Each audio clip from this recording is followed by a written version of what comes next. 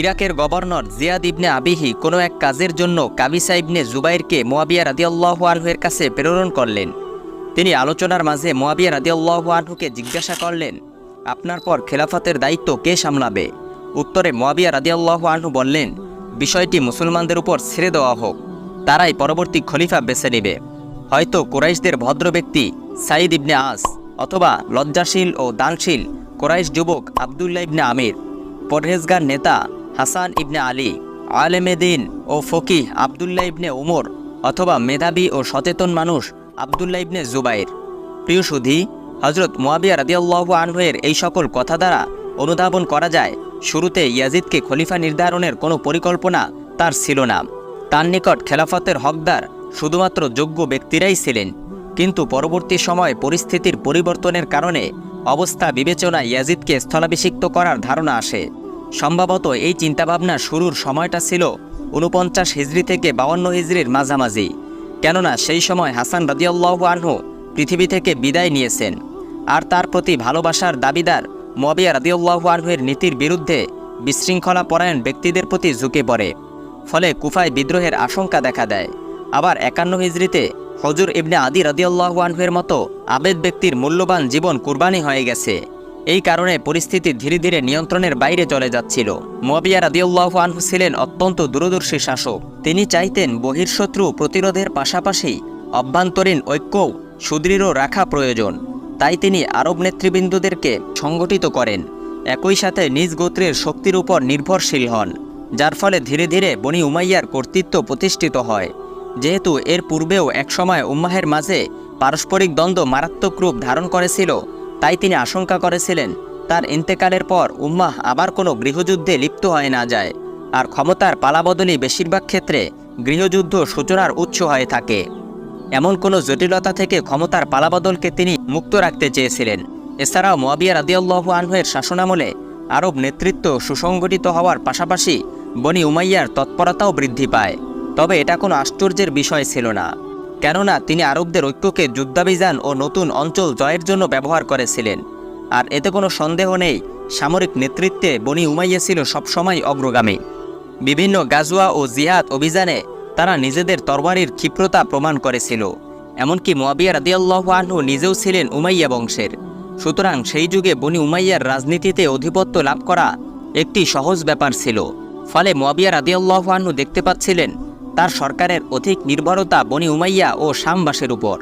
সুতরাং যদি পরিবারের বাইরে কোনো উত্তম ব্যক্তিকেও খেলাফতের উত্তরাধিকারী ঘোষণা করেন, তাহলে তারা গোত্রীয় জাতীয়তাবাদের ভিত্তিতে তাকে মেনে নেবে না, উম্মাহ লিপ্ত হয়ে যাবে গৃহযুদ্ধে। সম্ভবত এমন বিরূপ পরিস্থিতির কারণেই সামগ্রিক দিক বিবেচনা করে মুয়াবিয়া রাদিয়াল্লাহু আনহু খেলাফতের বিষয়টি মুসলমানদের সুরের উপর সুপুর্দ করতে নিশ্চয়তা পাননি। আবার সে সময় ৫০ হিজরি সনে ইয়াজিদ কনস্টান্টিনোপল বিজয়ের নেতৃত্ব প্রদান করে, আর ৫১ হিজরি সনে আমিরুল হজ হিসেবে দায়িত্ব পালন করে, যার দ্বারা মুয়াবিয়া রাদিয়াল্লাহু আনহু নিশ্চিন্ত হন পুত্রের মাঝেও নেতৃত্বের যোগ্যতা রয়েছে। এই বিষয়গুলো সামনে রেখেই তিনি ইয়াজিদকে নিজের পরবর্তী খলিফা হিসেবে মনোনয়নের সিদ্ধান্ত নেন। বিশিষ্ট ঐতিহাসিক ইবনে খালদুন বলেছেন যে বিষয়টা মুয়াবিয়া রাদিয়াল্লাহু আনহুকে অন্যদের স্থলে ইয়াজিদকে পরবর্তী খলিফা বানাতে তৎপর করে, তা ছিল উম্মাহের ঐক্য এবং ঐক্যমতের স্বার্থ। উমাইয়ার ব্যবস্থাপনা পরিষদও এতে একমত ছিল, কেননা সে সময় তারা নিজেদের গোত্র ব্যতীত অন্য কারো উপর সম্মত ছিল না।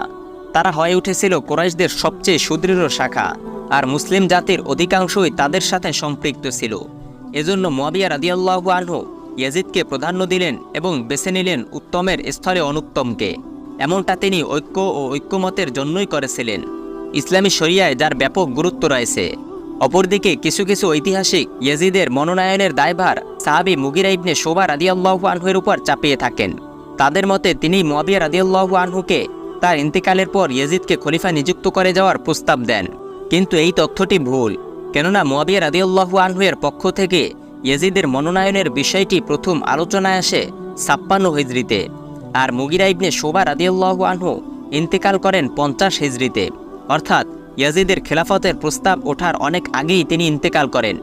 মুয়াবিয়া রাদিয়াল্লাহু আনহু যখন ইয়াজিদকে পরবর্তী খলিফা নির্ধারণের চিন্তা করলেন, তখন এই ইচ্ছা ব্যক্ত করে তার বৈমাত্রীয় ভাই এবং তৎকালীন ইরাকের গভর্নর জিয়াদ ইবনে আবিহির কাছে পত্র লিখে পরামর্শ চাইলেন।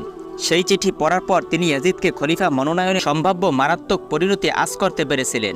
এজন্য উবাইদ ইবনে কাব নামেরীকে ডেকে এই ঘটনা শুনিয়ে বললেন, এই ব্যাপারে আমিরুল মুমিনিন মানুষের প্রত্যাখ্যানের ভয়ের পাশাপাশি তাদের ঐক্যমতের ব্যাপারেও আশাবাদী।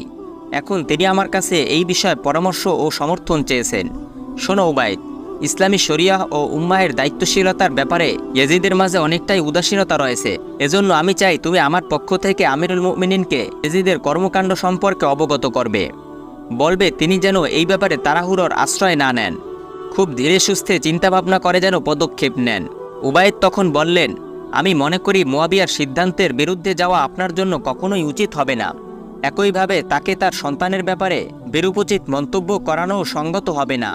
বরং গোপনে ইয়াজিদের সঙ্গে সাক্ষাৎ করে তাকে আপনার পক্ষ থেকে বলি, তোমার পিতা তোমাকে যুবরাজ নির্ধারণ করার ব্যাপারে আমার সঙ্গে আলাপ করেছেন, কিন্তু আমি দেখতে পাচ্ছি তোমার কিছু আচরণের কারণে মানুষ তোমার উপর আস্থাভাজন নয়। তুমি দ্রুত সেই সব আচরণ পরিত্যাগ করো, যেন জনগণ বিরোধিতা করার সুযোগ না পায়। জিয়াদ ইবনে আবিহি এই পরামর্শ যোগ্য মনে করলেন, কেননা এতে তিনি যেমন ইয়াজিদের কাছে হিতাকাঙ্ক্ষী থাকলেন, তেমনি মুয়াবিয়া রাদিয়াল্লাহু আনহুকেও সন্তুষ্ট রাখতে পারলেন।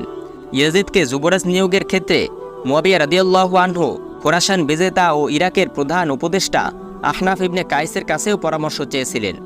বর্ণিত আছে, মুয়াবিয়া রাদিয়াল্লাহু আনহু ইয়াজিদকে যুবরাজ নিযুক্ত করার পর জনৈক ব্যক্তি তার সামনে এসে মিথ্যা প্রশংসা করে বলে, আমিরুল মুমিনিন, আপনি ইয়াজিদকে পরবর্তী খলিফা না করলে মুসলমানদের যাবতীয় কল্যাণ নষ্ট করে ফেলবেন। আহনাফ ইবনে কায়েস তখন সেখানেই ছিলেন। মুয়াবিয়া তখন তাকে নিজের মতামত পেশ করতে বললে তিনি বলেন, ইয়াজিদের রাত-দিন ও ভিতর বাহির সম্পর্কে আপনি অধিক অবগত। আমাদের কাজ তো কেবল শোনা এবং মেনে চলা, আর আপনার কাজ হলো উম্মাহের কল্যাণকামী হওয়া। মুয়াবিয়া রাদিয়াল্লাহু আনহু বললেন, কল্যাণের অনুসরণের জন্য আল্লাহ আপনাকে উত্তম বিনিময় দান করুন। এরপর তিনি এমন স্পষ্টভাষী বক্তব্যের জন্য আহনাফকে কয়েক হাজার দিরহাম দেওয়ার নির্দেশ দেন। মুয়াবিয়া রাদিয়াল্লাহু আনহুর গবেষণা ভুল হয়েছিল, তবু এজন্য তার প্রতি বিদ্বেষ রাখার কোনো সুযোগ নেই, কেননা তিনি তার এই কর্মে সদিচ্ছুক, নিষ্ঠাবান এবং উম্মাহের কল্যাণকামী ছিলেন। যদিও এ ধরনের সিদ্ধান্ত রাজতন্ত্র বা পরিবারতন্ত্রের দিকে এগিয়ে যাচ্ছিল, কিন্তু মুয়াবিয়া রাদিয়াল্লাহু আনহুর মূল উদ্দেশ্য ছিল শরিয়ার শাসন অব্যাহত রাখা। সেক্ষেত্রে তার এই সিদ্ধান্ত বৈধতার সীমাভুক্ত ছিল। ইয়াজিদের ব্যক্তিগত স্বভাব চরিত্র নিয়ে আলোচনা করলে তার মদপান ও অন্যান্য পাপ কাজে জড়িত হওয়ার বিষয়ে কিছু রেওয়ায়েত সামনে আসে। তবে সেসব বর্ণনা এটা প্রকাশ করে সে তার পিতার জীবদ্দশায় এইসব কর্মকাণ্ডে অভ্যস্ত হয়েছিল, কিন্তু এই সকল বর্ণনাগুলো অত্যন্ত দুর্বল, তেমনি যুক্তির বিচারেও সন্দেহযুক্ত। কেননা এখানে শুধু ইয়াজিদের উপরেই অপবাদ দেওয়া হচ্ছে না, বরং পরোক্ষভাবে একজন সাহাবের উপরেও মদপানের মতো কবিরা গুনাহের অনুমতি প্রদানের অপবাদ আরোপিত হচ্ছে। আর মূলনীতি হলো, কোনো সাহাবীকে দোষারোপের ক্ষেত্রে কখনোই কোনো দুর্বল মতামত গ্রহণ করা যাবে না। তবে এতে কোনো সন্দেহ নেই যে ইয়াজিদ নেতৃত্বসুলভ উপযুক্ততা এবং ধর্মীয় ত্যাগ ও কষ্ট সাধনার দিক দিয়ে অনেকটাই পিছিয়ে ছিল। তার স্বভাবে অস্থিরতা ও বেপরোয়া ভাব ছিল স্পষ্ট। তার মধ্যে দূরদর্শিতা ও লক্ষণীয় মাত্রার অভাব ছিল। খলিফা হওয়ার পর তার কিছু সিদ্ধান্ত এর প্রমাণ করেছে। এছাড়াও তিনি বিনোদনমূলক কাজে অধিক পরিমাণে লিপ্ত থাকতেন, যা ছিল একজন মুমিনের জন্য নির্ধারিত সতর্ক সীমার বাইরে। সুতরাং সার্বিকভাবে দেখা যাচ্ছে 56 হিজরি পর্যন্ত ইতিহাসের নির্ভরযোগ্য বর্ণনার আলোকে ইয়াজিদের প্রকাশ্য পাপাচারে লিপ্ত হওয়া বা মুয়াবিয়া রাদিয়াল্লাহু আনহু এইসব আড়াল করার বিষয় প্রমাণিত নয়। খলিফা হওয়ার জন্য মোটামুটি যোগ্যতা ছিল ইয়াজিদের। এমনটাও না যে ইয়াজিদ সম্পূর্ণরূপে অযোগ্য ও ফাসিক হওয়া সত্ত্বেও মুয়াবিয়া রাদিয়াল্লাহু আনহু কেবল পিতৃত্বের মায়ায় তাকে নির্ধারণ করেছিলেন। ভবিষ্যতে 60 হিজরির পরে সে কী করবে এই গায়েব তো মুয়াবিয়া রাদিয়াল্লাহু আনহু জানতেন না। তিনি বাহ্যিকভাবে ভালো হালতের উপরেই মনোনয়ন দিয়েছিলেন, ফলে ইয়াজিদকে খলিফা নির্ধারণ করা তার জন্য নাজায়েজ ছিল না, তবে তা অনুত্তম ছিল অবশ্যই। আর এখানেই মূলত মুয়াবিয়া রাদিয়াল্লাহু আনহুর এই সিদ্ধান্তকে প্রশ্নবিদ্ধ করার সুযোগ তৈরি হয়, কেননা পূর্ববর্তী খলিফাদের পুত্ররা ইয়াজিদের চাইতে সব দিক থেকে উত্তম হওয়া সত্ত্বেও নিজেদের পুত্রদেরকে তারা মনোনয়ন দেননি। এখন যদি উম্মাহের কল্যাণের দিক থেকে তার এই সিদ্ধান্তের পর্যালোচনা করা হয়, তবে সে সময় উম্মাহের মাঝে এমন ব্যক্তিদের কমতি ছিল না যারা কেবল সততা ও তাকওয়াই নয়, বরং রাষ্ট্রীয় ব্যবস্থাপনা ও রাজনৈতিক দক্ষতার বিচারেও ইয়াজিদের চেয়ে অনেক উঁচু স্তরের অধিকারী ছিলেন। প্রবীণ সম্ভ্রান্ত সাহাবীরা তখনও ছিলেন। আবদুল্লাহ ইবনে ওমর, আবদুল্লাহ ইবনে জুবাইর, হুসাইন ইবনে আলী রাদিয়াল্লাহু আনহুর মতো খেলাফতের যোগ্য প্রার্থীরা তখনও ছিলেন জীবিত। যদি খেলাফতের দায়িত্ব তাদের মাঝে কাউকে অর্পণ করা হতো, নিঃসন্দেহে তারা এর চেয়ে আরও উত্তমভাবে যোগ্য বলে প্রমাণিত হতেন। হজরত ইবনুল আরাবী রহমাতুল্লাহি আলাইহি বলেছেন, নিঃসন্দেহে এটাই উত্তম হতো যদি মুয়াবিয়া রাদিয়াল্লাহু আনহু এই বিষয়টিকে শুরার উপর ন্যস্ত করে দিতেন আর নিজের কোনো আত্মীয়কেও এর জন্য নিযুক্ত না করতেন। কিন্তু তিনি উত্তম পন্থাকে পরিত্যাগ করেছেন। তবে মুয়াবিয়া রাদিয়াল্লাহু আনহু তার পুত্রকে ভালো উদ্দেশ্য নিয়ে খেলাফতের যোগ্য ভেবে পরবর্তী খলিফারূপে মনোনয়ন দান করেছিলেন।